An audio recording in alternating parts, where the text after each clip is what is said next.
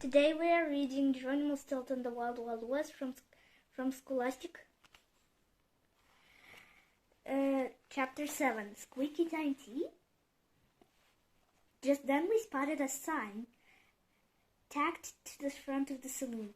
It read, "Rooms for rent." Thea clapped her hands. "Okay, everyone, here's what we're going to do," she announced. "Jerry Barry, Geronimo." A lot of his family calls him that. He does not like it at all. "Jerry Barry will go into the saloon. He will book us 2 rooms for the night. The rest of us will take care of the horses. One thing you should know about Thea, she loves being the boss." I stared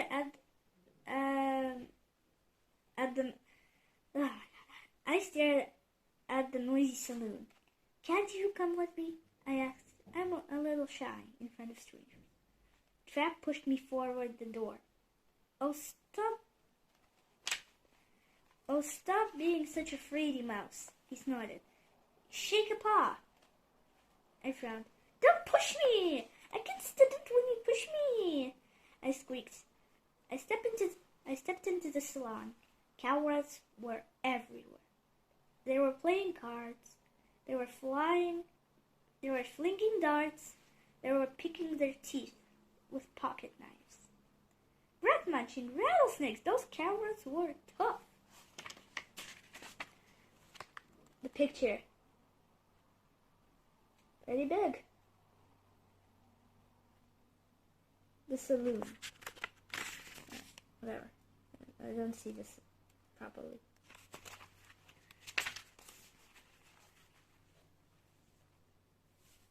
Okay.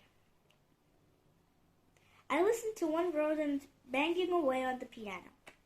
He was off, but I didn't dare say a word. He might use me to pick his teeth. Just then a mouse screeched at me from behind the bar. "What are you doing, stranger?" he yelled. My stomach was stirring. Oh, my stomach was turning. I guess turning, but I don't know. I guess it was the beans. I decided a hot cup of squeaky time tea would be just perfect. So I asked him for one. His mouth hit the floor. "Did you say a hot cup of squeaky time tea?" he repeated. I nodded. I wondered why he looked so surprised. I know the name sounds silly, but it really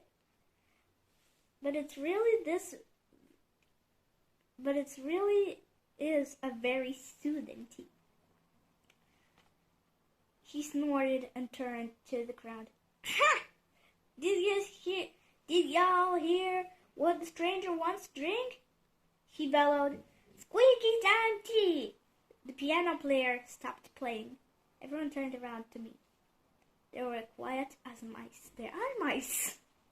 These are rats. Then they started laughing. "Squeaky time tea!"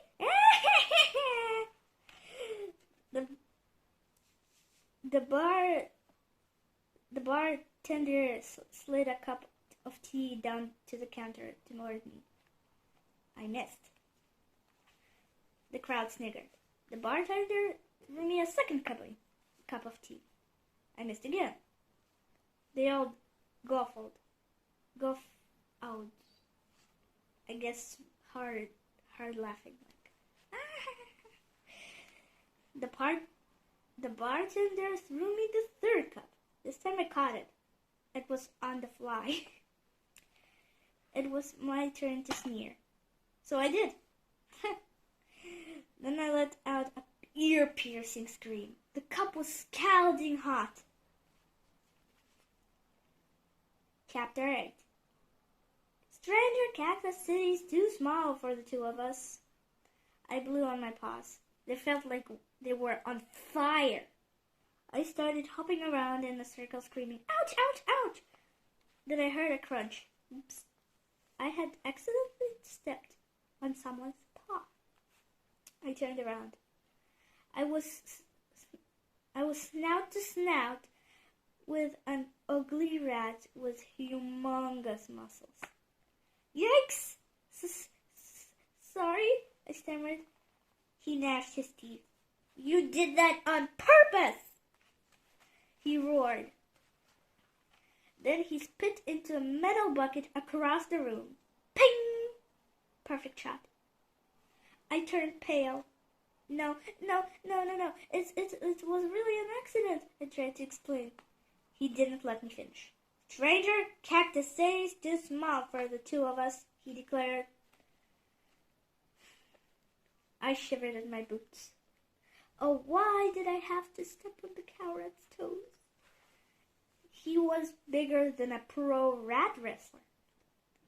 Of course, I'll leave him immediately, I muttered. But the rodent held up his paw. Too late, stranger, he squeaked. No one messes with Mick Muscle Mouse and gets away with it. We need to fight it out. One of us will leave, and the other will be pushing up daisies. The Undertaker applauded. Pushing up daisies, I like it. He leaned out the door and yelled to the gravedigger, Hey, Grimsley, get a casket ready. He introduced it. On second thought, make that 2 caskets. We might get lucky. Then he looked up and down. So, stranger, what's your name? He asked. I gulped. Well, my name is Geronimo, I said. G as in gentle, E as in educated, R as respectful, O as in, I'm sorry that I stepped on Mick Muscle Mouse's paw, and I'm not done on not done on purpose. I am a polite mouse, am as in my, oh my, how did I ever get into this mess? Oh, as in poor, oh poor me. The Undertaker chiseled my name on the coffin. Let me see, that's Geronimo. G as in gonna pay me in advance while you're still breathing. E as in everybody had to kick the bucket sooner or later. R as in are you really blew it this time? O as in oh why did you stop at Cactus City? And as in no one lasted long here. I as in I pity you. M as in maybe you'll tell me why you stepped on the foot of Mick Muscle Mouse of all rodents. O as in oh well, hope you had a nice life. Mick jumped to his paws. Let me at him, he squeaked. I'll flatten him. I'll mash him into cottage cheese. I'll skin him like a rat for a rug. I'll spread him out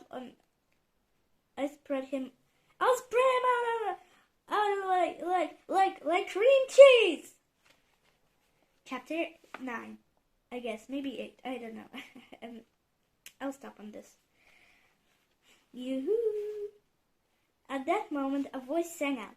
Yoo-hoo, Mick Muscle Mouse, how are you doing this morning? It trilled.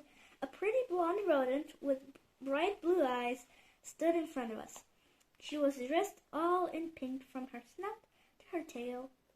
In her paw she carried a pink umbrella. It was Miss Dolly Dandy Whiskers. She owned the Pretty Paws dress shop in town. Well, Miss Dolly, Mick gushed, you're looking lovely today. It was then that I noticed Mick's fur had turned beet red.